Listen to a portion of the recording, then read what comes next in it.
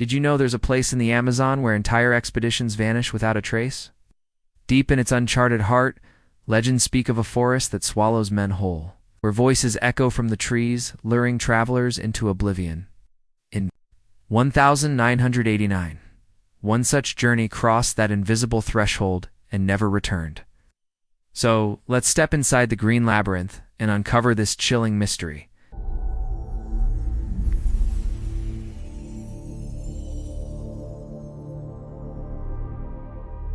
The Amazon rainforest is a world so vast and untamed that even in the 21st century, its heart remains largely unmapped.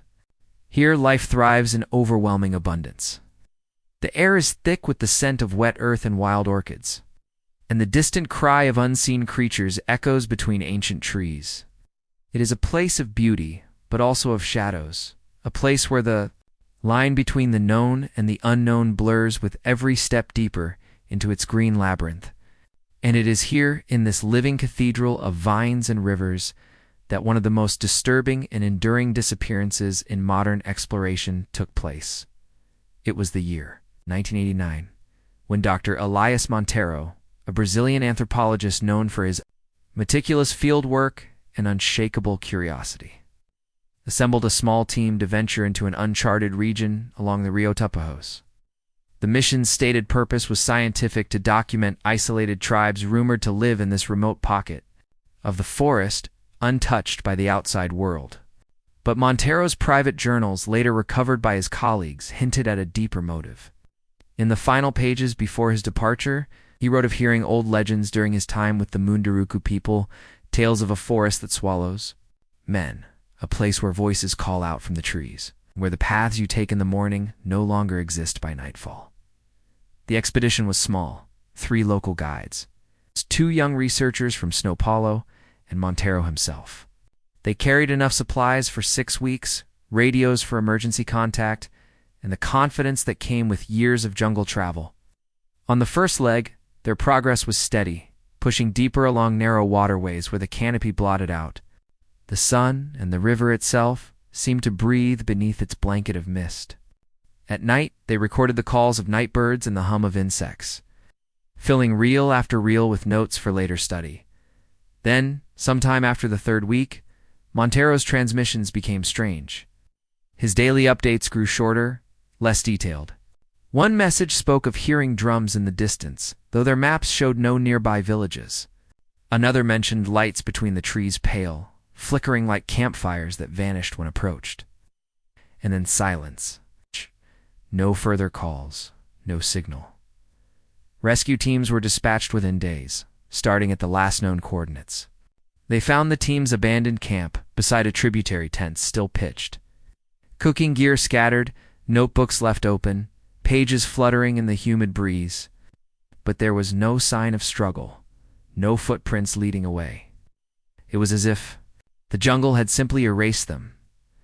Over the following weeks, search parties combed the surrounding kilometers. They found one of the local guide's machetes, half buried in mud, still sharp, its handle polished from years of use. They found a waterproof bag containing some of Monteiro's camera film, the images blurred and overexposed from water damage. But one frame stood out, a half-lit figure at the edge of the camp, obscured by shadow and leaves, its proportions unsettlingly strange. No one could agree if it was human. The disappearance sparked a storm of speculation. Some theorized the group had encountered an uncontacted tribe and met with violence, though anthropologists noted that such tribes often avoided outsiders entirely. Others suggested they became lost, overwhelmed by the forest's vastness, but the absence of any trail, supplies, or bodies made that explanation feel hollow. Then came the stranger theories. Botanists pointed to certain regions of the Amazon where disorientation is common. Areas rich with hallucinogenic plants and fungal spores that can, when inhaled, cause vivid auditory and visual distortions. Could the team have wandered under such an influence, splitting up and succumbing to the elements? Yet no remains were ever found. Local lore offers a more haunting perspective. In Munduruku tradition, there is a being known as the Kawahira, a spirit guardian of forbidden forest paths. To see it is to be led astray, walking in circles until the forest itself consumes you. Elders describe its presence as the feeling of being watched when no one is there, and its voice as the mimicry of loved ones calling you deeper. Some modern researchers dismiss this as myth, but those who have ventured far enough into the Tapajos Basin often speak of an uncanny silence in certain stretches, the absence of bird calls, the feeling of heaviness in the air. One of the rescue team members interviewed years later recalled walking into such a stillness during the search. It felt, he said, like the forest was holding its breath. In the decades since, the Montero disappearance has become a cautionary tale among explorers. Satellite imagery has only partially mapped the region. Much remains hidden beneath the endless green. A few expeditions have tried to retrace his route, but weather, illness, and the forest's sheer difficulty have turned each attempt back. And though the cameras and technology have improved, the mystery has not yielded its secrets. One particularly unsettling detail emerged in 2007, when a small team documenting deforestation near the Tapajos stumbled upon a clearing deep in the interior. They're half buried under roots.